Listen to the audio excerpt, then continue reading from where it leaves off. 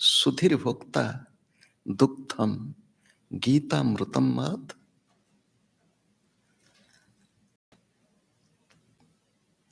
I bow to God, the Lord, in the form of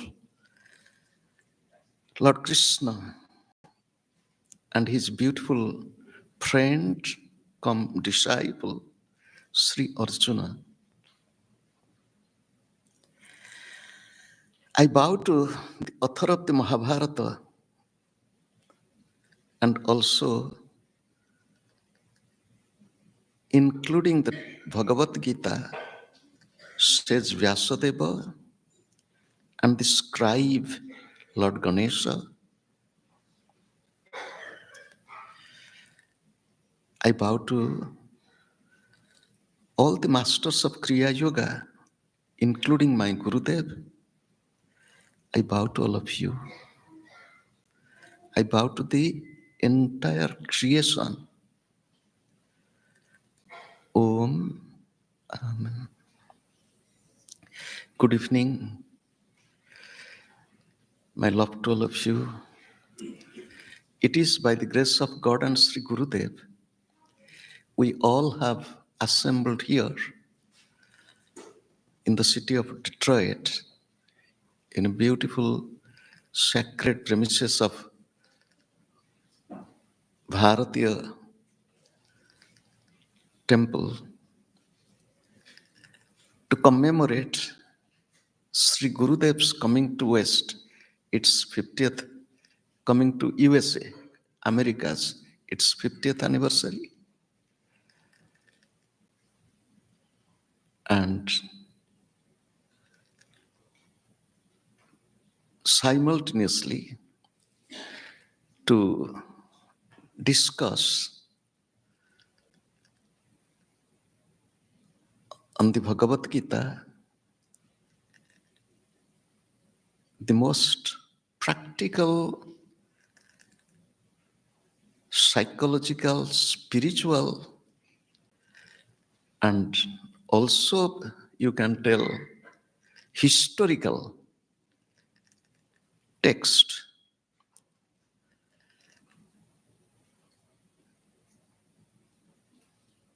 I bow to Lord Krishna, who is in each one of us.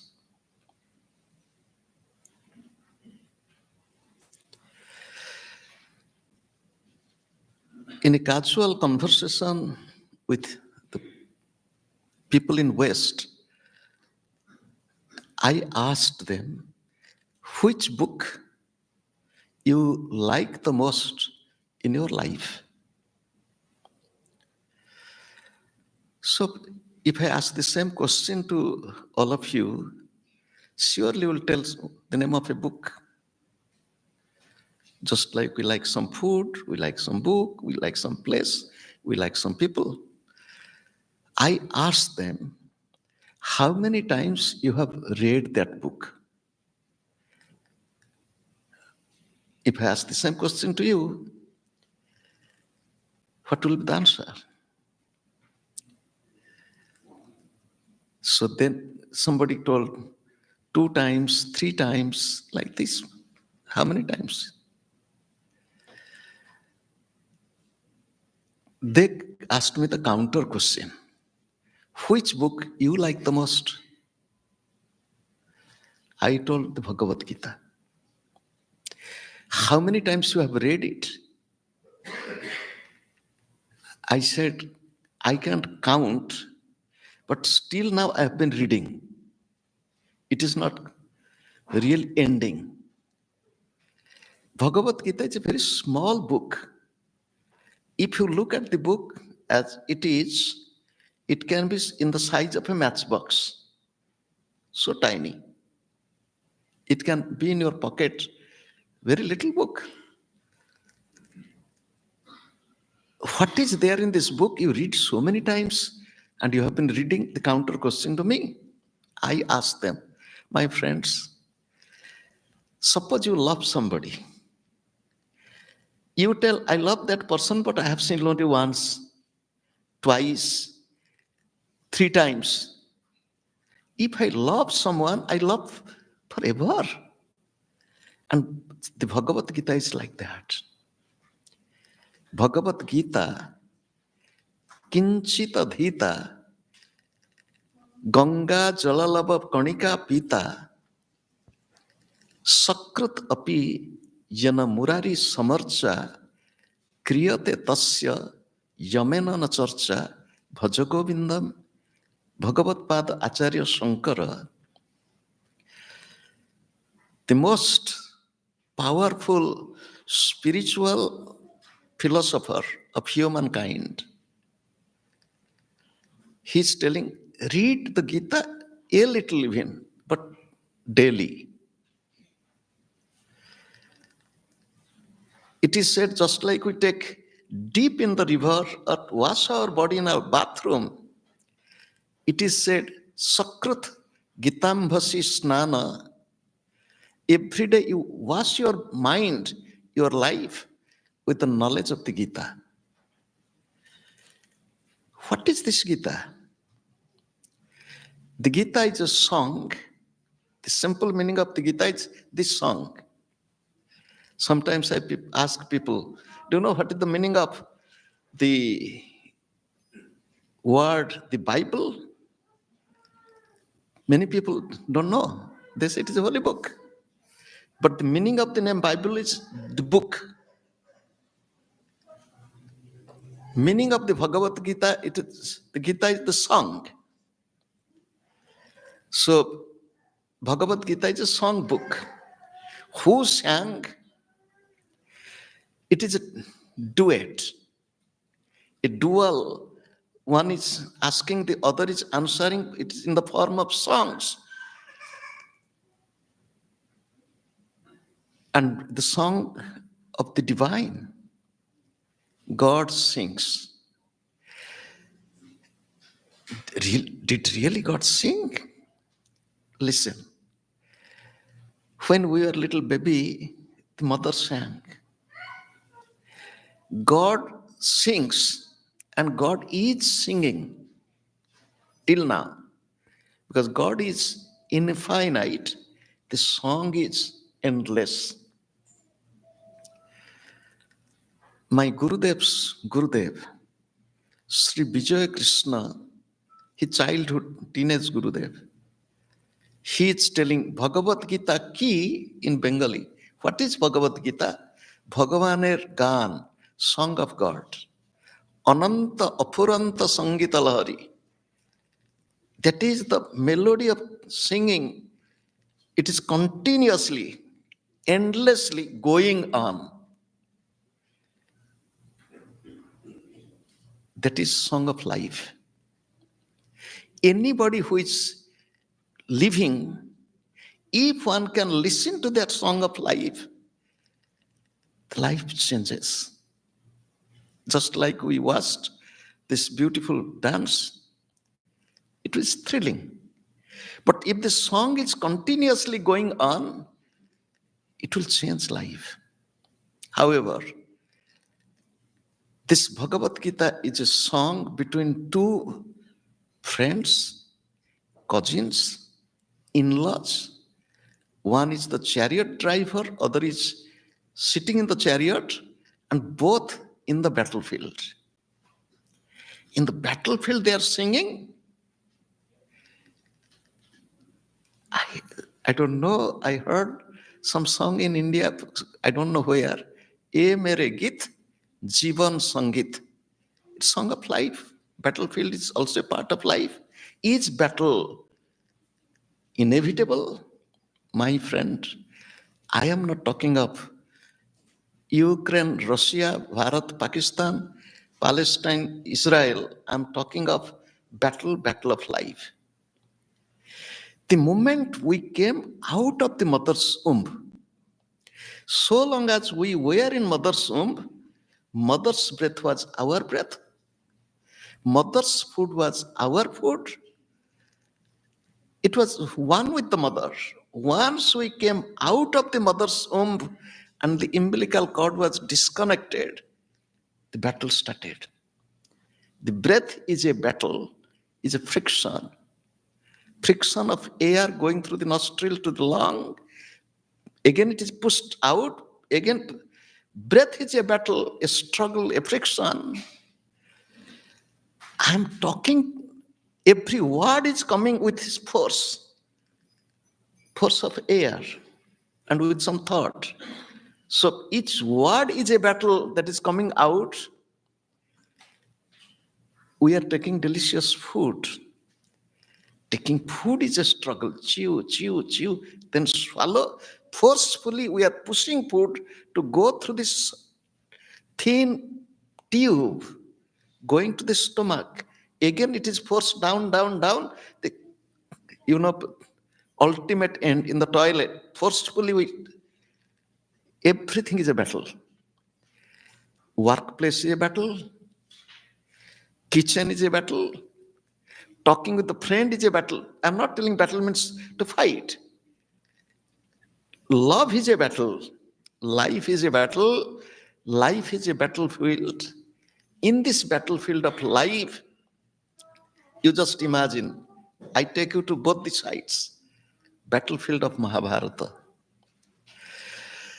In the battlefield of Mahabharata, cousins, they were not really enemies, born in one family, but they're quarreling.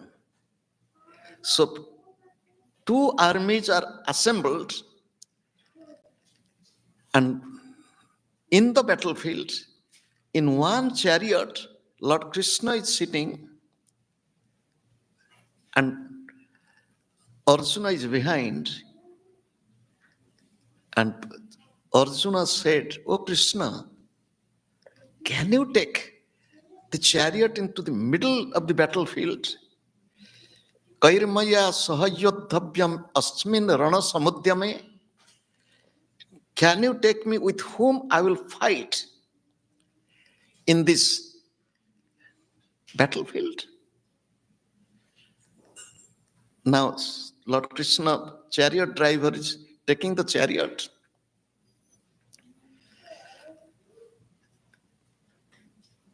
Where did he keep the chariot? Suppose you think, now I am in the battlefield. With whom? With you. What? With you? Us? It is the battle of ideas. That which is coming through this mouth like arrows, it is entering you. This arrow, you remember, arrows are of two types. The arrows which, both arrows hit, but not hurt. Be very clear. The arrows might hit, but may not hurt. So if it hits, it will not hurt? No. There is Pushpavana.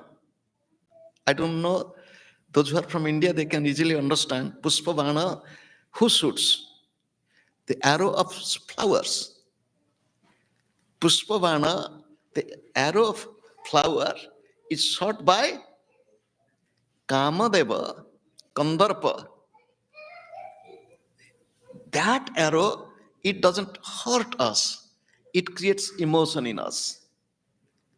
Amorous love in us. Kamadeva Pushpavana, it hits but not hurt. Every word that goes from the mouth, either it will create joy, love, knowledge, understanding, or if the words are painful, it hurts. So I am sitting here, I'm facing you, you are facing me, it is a battle. A battle is going on. But when Lord Krishna took the chariot, he placed in the middle. It is a very tricky way Lord Krishna did. He placed in the middle in such a place, suppose now we divide. This side is one side of the army, this side is one side, and they're facing each other. And when they're facing each other, Lord Krishna took the chariot from one side, and he should have kept the chariot facing the enemies. He didn't do that. Do you know what he did? Senayor ubhayar madhye sthapayitva rathottamam uvacha partha pasyaitan. He placed the chariot in such a way in the middle, he could see both the sides. Not the, if you see always enemies, then you'll have anger, you'll have, urge to take revenge.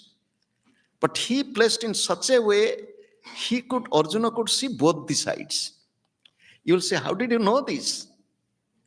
Because when Lord Krishna is telling, before I go into Lord Krishna's teaching, I tell you the Bhagavad Gita, this book, what is it? At the end of each chapter, it is said what Bhagavad Gita is. Iti Srimad Bhagavad Gita su Upanishadsu Brahma Vidyayam Yoga Shastre Sri Krishna Arjuna Sambade. If you read the Bhagavad Gita in the first chapter, you will not find Sri Bhagavan Uvacha. It is nowhere written Sri Bhagavan Uvacha, but there is Bhagavan Uvacha. Uvacha Partha Pasyaitam. Lord Krishna is telling Uvacha, Partha, look, Pasya Etan, Samavetan, who are assembled here, Kurun iti. The word Kurun, it's very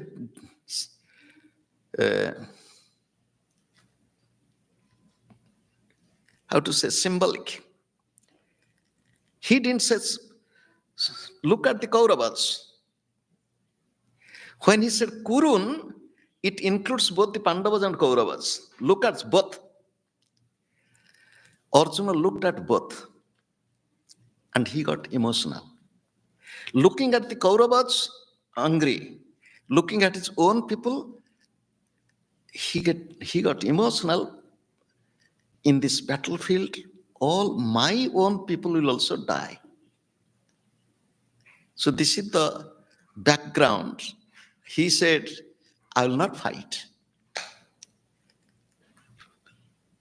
Strange. It is not a new thing. Oh, Arjuna, you have already fought with the Kauravas, all single-handed, and defeated them. They ran away. If you read the Mahabharata, you will find when they were living incognito in the kingdom of King Virata,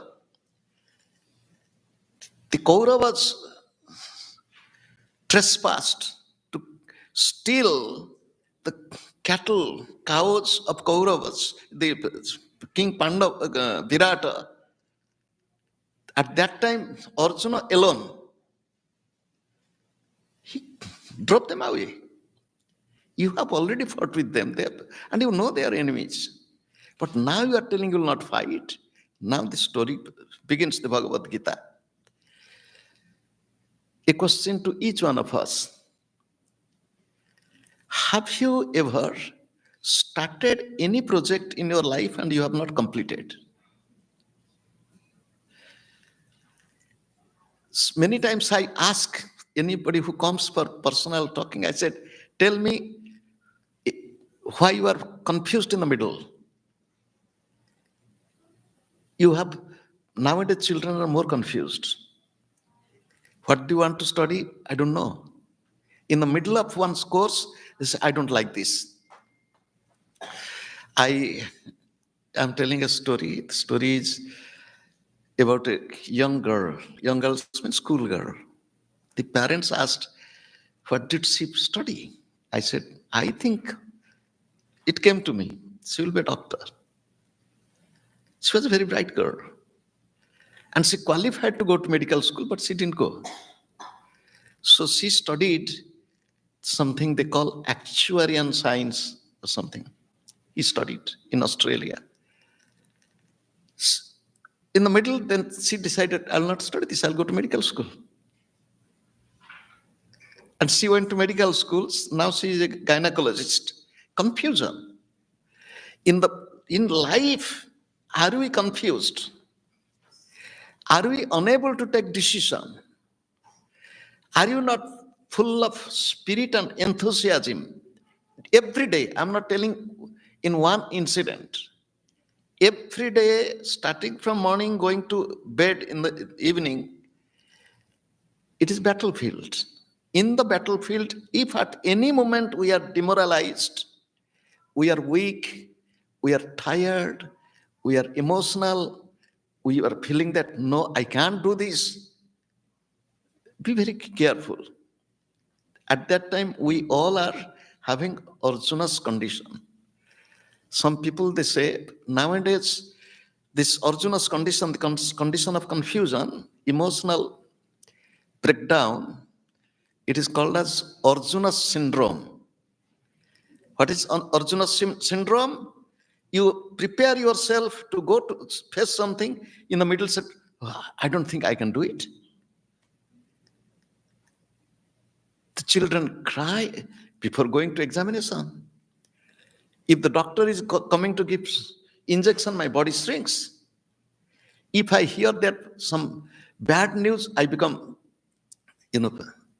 it is all Arjuna's trouble, and each one of us. This thing happened to Arjuna. In the Bhagavad Gita, as I told you, it is Brahma Vidya, knowledge of the divine. Yoga Shastra, it is a book on yoga. Bhagavad Gita is a textbook on yoga. So essence of Bhagavad Gita is yoga, meditation, or art of right living. If you read the last sloka of the Bhagavad Gita, what is the last sloka? Yatra Yogeshwara Krishna, Yatra Partha Dhanurdharaha, Tatra Sri. So what is happening? It is said in Lord Krishna is not the chariot driver. Yatra Yogeshwara Krishna. It is not said where Lord Krishna is the chariot driver, where Arjuna is the fighter. So where Lord Krishna is the master of yoga, and who is teaching yoga to Arjuna, and Arjuna is Dhanurdhara. Here Dhanu is not just bow. Dhanu has many meanings. So this is the Lord Krishna is yogi, Yogeshwara. Arjuna is the student of yoga, and through practice of yoga, getting perfection. This is Bhagavad Gita. Again, I will tell another meaning of Bhagavad Gita. This meaning my Gurudev said. Life is a field. Life is a field, a land. Kshetra. Dharma kshetre, Kurukshetre. Life is a field. Cultivate and get divine harvest. This is Bhagavad Gita. Life is a field. This body is a field. We have to cultivate, be cultured. When Bhagavad Gita is the song in the battlefield, it teaches how to win, not to fail, not to be defeated. When Bhagavad Gita is a song, it makes our life peaceful, beautiful, joyful. Because when you listen to song, what happens to us? Relaxed. Bhagavad Gita teaches us how to be peaceful, how to be joyful, how to be relaxed. Every day, day to day, breath to breath. Bhagavad Gita is a dialogue between Lord Krishna and Arjuna. And with this much of introduction of Bhagavad Gita, because it is an ocean. Once I had the occasion to speak on the Bhagavad Gita, 18 chapters in one day in Dallas Hindu temple. It took few hours, but just in few hours to talk on the Bhagavad Gita. It was once in my life had the occasion to teach the Bhagavad Gita from the beginning to the end, although it took 370-80 hours. 370-80 hours. But towards the end, I had to speed up. Because why? It is so vast. But remember, it is too vast, but it's too simple. Who is Krishna? one who attracts. One who attracts is Krishna. Karsanat, Akarsanat, Krishna. Who attracts me? Whoever attracts me is Krishna. I love the flower. Flower is attracting me. I will see Krishna in flower. I get attracted to loving listeners, loving disciples, loving friends. I will see Krishna because the one who attracts me is none but Lord Krishna. Karsanat, Karsana is cultivating. Who makes me cultured? Cultivation and culture, agriculture is cultivation. Karsanat, plowing, cultivating. Who is making me cultured? Who is making me? But my teacher, he makes me to be cultured.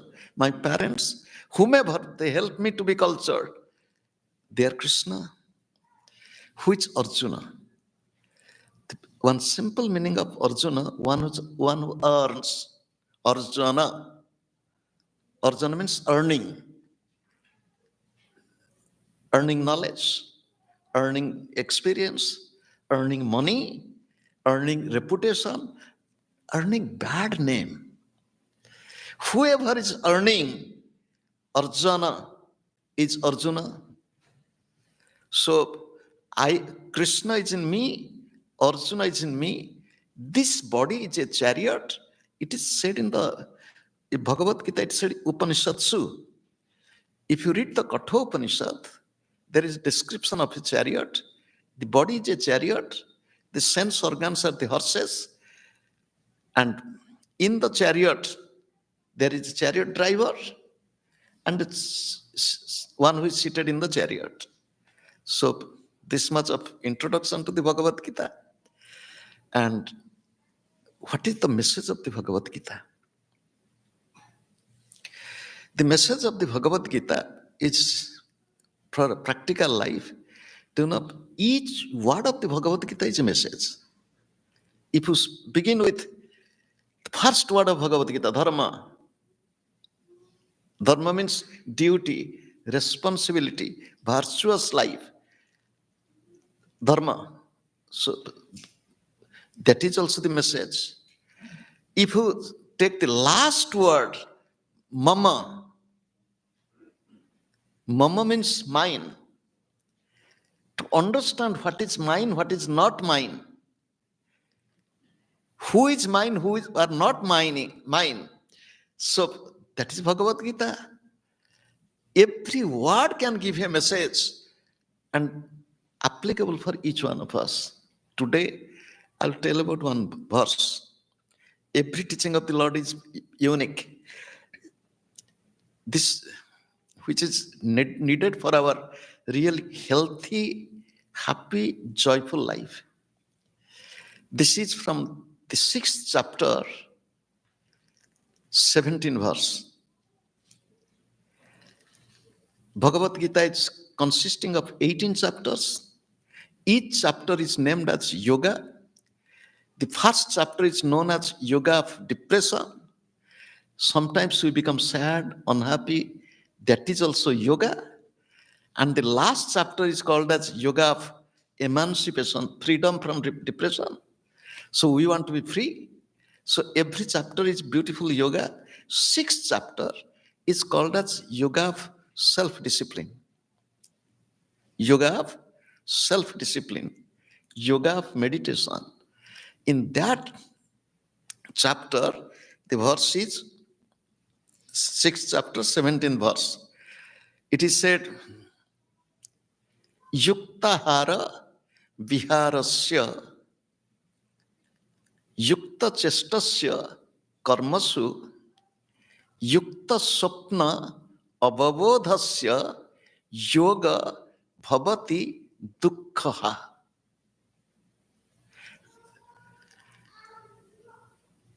Bhagavad Gita, as it is in Sanskrit, its simple meaning is one who is moderate in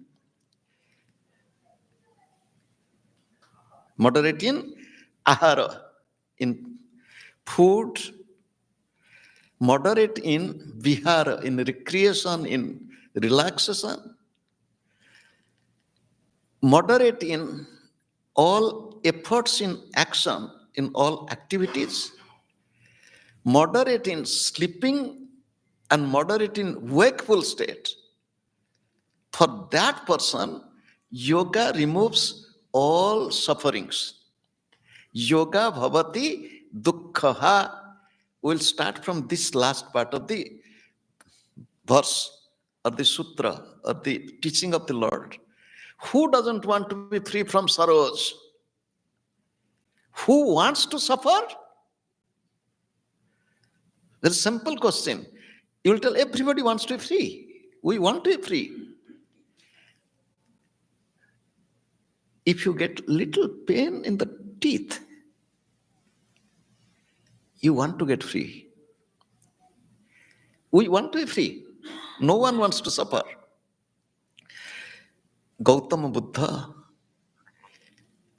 his name was Gautama. Buddha became later on. Gautama, born in a royal family, newborn baby, lost the mother. The father was a little bit concerned about this prince and wanted to know the future. As we often do that, we want to know future. So the famous astrologers of those time and even rishis, they told all unanimously, this little boy, baby, has two possibilities. Either he will be king of kings, a powerful emperor in the world, or he will be a great spiritual philosopher, a spiritual leader. Now, you just think, if you have a child and you know that your child will be either a very, very rich, powerful person or will be a monk, what do you choose? My Gurudev, I remember him and his father. My Gurudev was born in Bengal, in Nadia, in the year 1907, on Buddha Purnima day. Buddha Purnima is coming, Vaishak Purnima. Today is 6th in 5 days. 6 days it is coming. So, he was the 10th child of 11 siblings. Gurudev's father was a very good astrologer. He was good in many things. Out of them, one is astrology. He calculated the astrological chart of every child. And he found that this child will be a monk. He was delighted. You know, he disclosed it to his beloved wife, Gurudev's mother. She started crying. No, I don't, my son will be a monk, will be sitting under the tree, begging food. Such horrible life. No. So when she started crying, the father said, let me calculate more. It was just, if you can easily convince your wife you are a good husband. So he was very efficient. He said, he will be well educated. He will be highly respected. He will have enough of wealth. And I'll tell you another humorous incident. I was sitting with my Gurudev, Gurudev's elder brother, two sisters and sister-in-law. And Gurudev's elder brother, he was a medical doctor. There were 5 brothers, 2 doctors, 2 attorneys. Gurudev was textile engineer. So he was looking at the Gurudev's palm, Gurudev's elder brother. The brotherly love I was observing. One is a monk, one is a good householder. He's telling, oh, you have, in your palm I see, you have Bahu Santana Yoga. You have too many children, but no wife. You have Bahu Dhana Labha. You will get so much of money, but you don't pay tax. So when Gautama's father knew that my little prince should be an emperor, not what he did to him, he raised this boy up in such an environment where there will be no picture of misery in the world, no experience of suffering. It is said that he lived in 4 different palaces in 4 different seasons. And always pleasure, luxury, everything. When he was young, one day he wanted to go out. He was not allowed to go and see people and their real life. He saw an old man. Old man was walking with angangalitam, palitam mundam, and, the wrinkled body and face and the shivering hand. He asked the chariot driver, Chandaka, who is that animal? He said, who is that animal? Who is that creature? You don't know? The old man. Who's old man? What is this old man? What is this old age? I'll be old. You will be old. My father will be old. Everybody will be old. Take back the chariot. Upset, depressed. Father was really concerned because my son is next time going, saw a sick person, diseased. Third time, saw a dead body. Every time he came back, it is a part of life. What happened to Buddha? He was so sad. He wanted to know the cause of suffering, how to be free. Dukkha. Here Lord Krishna is telling, if you want to be free from suffering, physical suffering, mental suffering, emotional suffering, intellectual suffering, family suffering, social suffering, any form of suffering. He didn't make that only. Any form of suffering you want to be free, practice yoga. In the same chapter, the Lord is telling, Tasmat yogi bhava Arjuna. Oh Arjuna, be a yogi. Yoga will help you to be free from all forms of suffering. How? Yukta ahara. Be moderate in your food. Very simple, practical thing I will tell. Be moderate in your food to be free from suffering. Healthy food in moderation. Yukta vihara. Live a life of enjoyment. Vihara is enjoyment, pleasure, but in moderation. Yukta chestasya karmasu. Work hard, but in moderation. Work, earn money, but not stressful, in moderation. Yukta sopna. Sleep in moderation. Be active in daily life in moderation. In simple word, those who live a life of moderation and practicing yoga will be free from all forms of sufferings. What yoga Lord Krishna is teaching? Lord Krishna is teaching which form of yoga? Do you know? In the Bhagavad Gita, in the 9th chapter, the Lord is telling, Susukham kartum. That is the yoga which is the easiest. Again, Bhagavad Gita, the Lord is telling, Sahaja karma. Practice sahaja karma. Sahaja karma kaunteya. What is sahaja karma? Sahaja, susukham kartum, easy to practice. The word sahaja is, one meaning is easy, another meaning is sahajayate iti, that which is born with our birth. You will tell, what is it? Breath.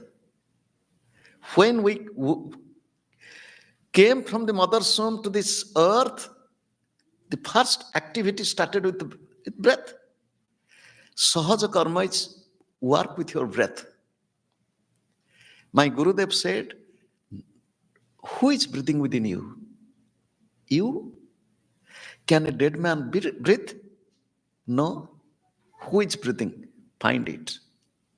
Know that breath is everything. There is a beautiful verse in Prashna Upanishad. Pranasya idam vashe sarvam tridive yat pratishthitam mateva putran rakshasya. Prana controls everything. Under the spell of prana, it's everything in these three worlds. O prana, like the divine mother, protect me, just like the mother protects the baby. Mateva putran rakshasya srimscha prajnamscha vidayena iti. Give me prosperity and give me wisdom. Prana means breath. Yoga is union.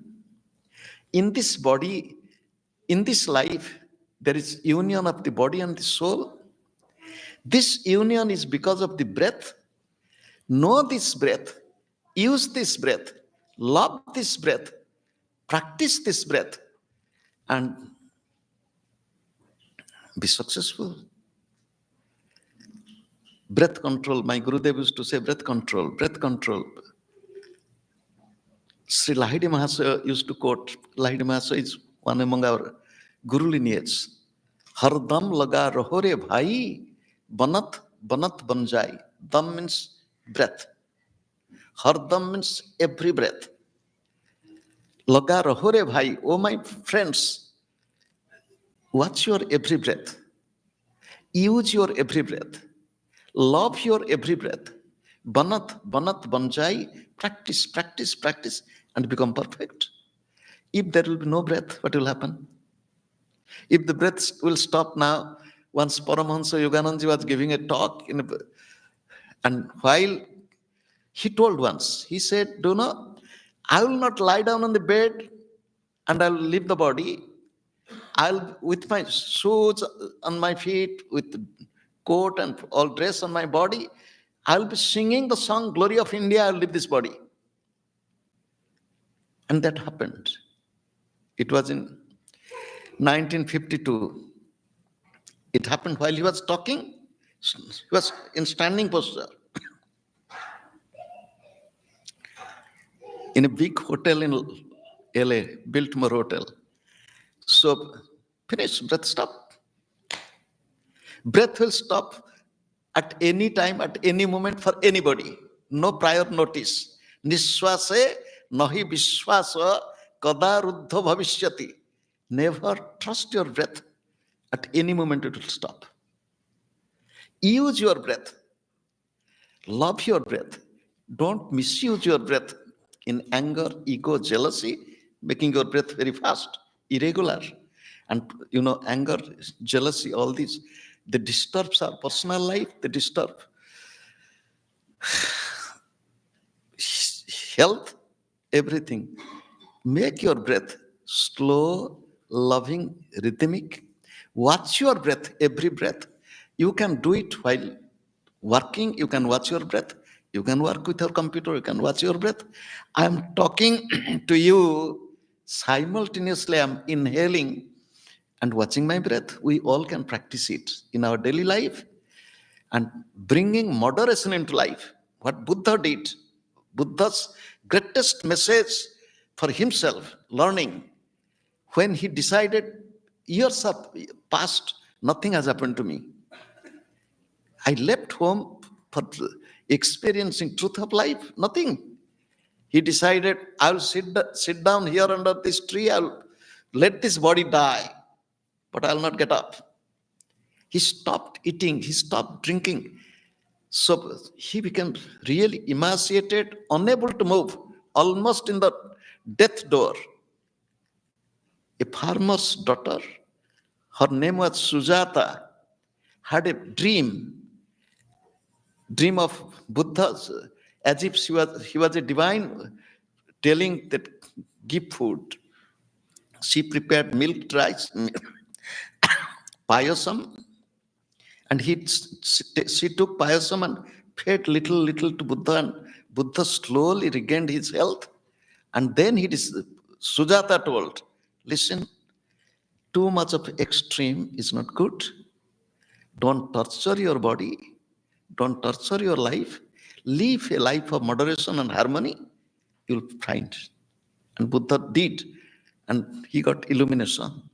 And this Buddha Purnima is the day of his illumination also, enlightenment. So the day he was born, the same full moon in Vaishak, he got illumination. Life of moderation. We need a life of moderation.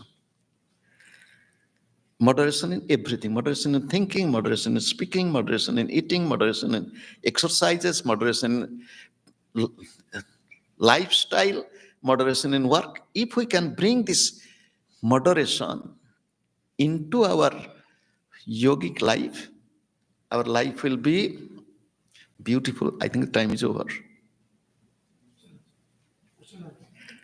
Yeah, but that I know. Time is over, but Indian culture, Indian spirituality is question and answer. You will not find so much in other practices that will believe. No question.